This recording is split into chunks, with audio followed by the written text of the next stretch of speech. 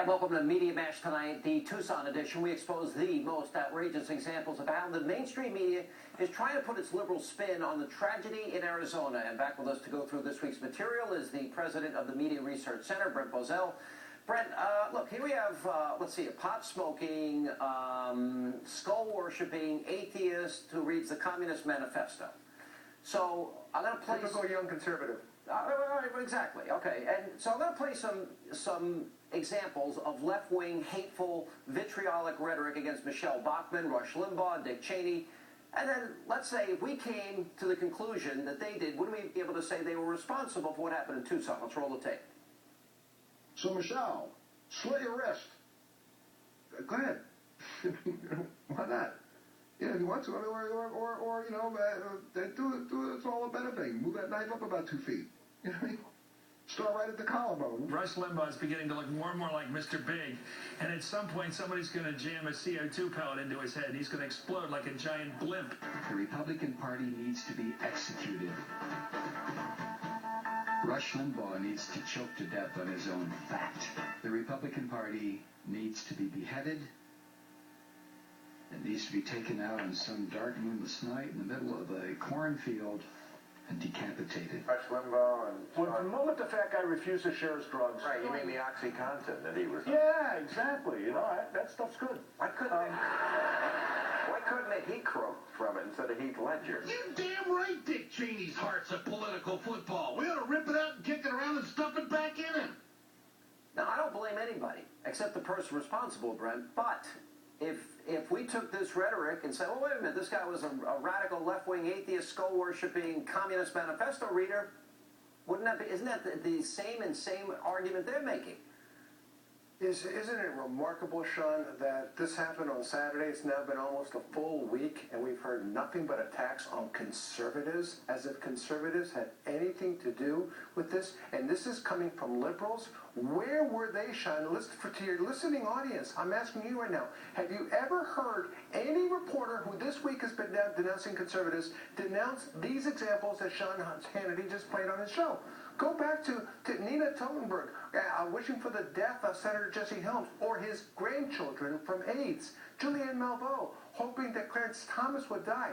Just last night on The Tonight Show, Bill Maher, after saying that the NRA should be called the assassin lobby, said conservatives want to kill liberals. That's the language of the left, folks. Conservatives don't talk this way, yet they're attacking us for something we have nothing to do with. Not only that, if we did talk this way, I'd be fired. Let's be honest. Absolutely. If take any of these quotes, and it's me talking and me attacking a prominent liberal politician, whatever, they'd fire me. All right, let's go to... no conservative uses these words. All right, let's go to the rush to associate Governor Palin with what happened in the Tucson shooting, and this is the mainstream media, CBS, NBC. Giffords was one of 20 Democrats whose districts were lit up in crosshairs on a Sarah Palin campaign website last spring. Giffords and many others complained that someone unstable might act on that imagery. And when she showed up on Sarah Palin's Political Action Committee website as one of those who had been targeted for this defeat, it shows her in the crosshairs there. That map Sarah Palin put up on Facebook last year, targeting Congresswoman Giffords' seat, made Gifford nervous, even then. They forgot to show all the times the Democrats had similar maps with bullseyes on them, Brent. Amazing that they couldn't put it in context. Huh? Or how about this, Mr. Hannity? How about reporters themselves? You hear reporters all the time talking about air war, ground war, bombard, crosshairs. They use that terminology. How about this, Sean? How about the original logo of the show Crossfire? What did it have? Great point. It had crosshairs. Great. I forgot all about that. And yet, conservatives are attacked. All right, let's go to the attack this weekend. It was nonstop against conservative talk radio.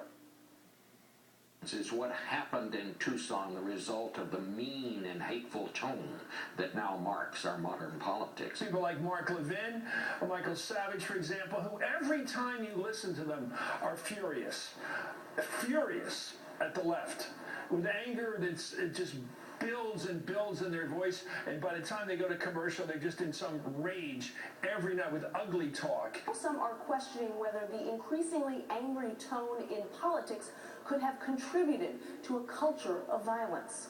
Chris Matthews, thrill up at my leg and my entire body, Matthews, every time Obama speaks. Did he just hear what he said about putting a pellet in a Rush Limbaugh? Except what absolute hypocrites these people are. Where were they when the Unabomber was killing people and they said that he had Al Gore's book in his hut? Where were they when the Discovery Channel shooter said he was inspired by the pro-abortion lobby and by Al Gore?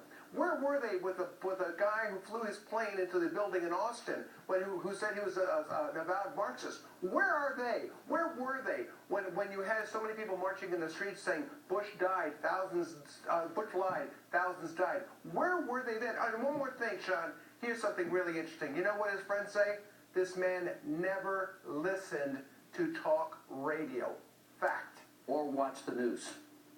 Interesting. And he was a registered So we have nothing to do with this, Sean. This is not our story. These people are hypocrites. It's what you and I have been saying. It's the criminalization of the conservative movement. This is happening. All right, Brent Bozell, very informative as always. And by the way, this Monday, the response that everyone has been wanting to hear, my exclusive interview with Governor Sarah Palin in her first sit-down since the tragedy in Tucson. You won't see it anywhere else but right here on Hannity, and that's Monday night, 9 Eastern. Time now to check in with the one and only Greta Van Susteren with her pink cards tonight. For a sneak peek of what's coming up. I have other colors too.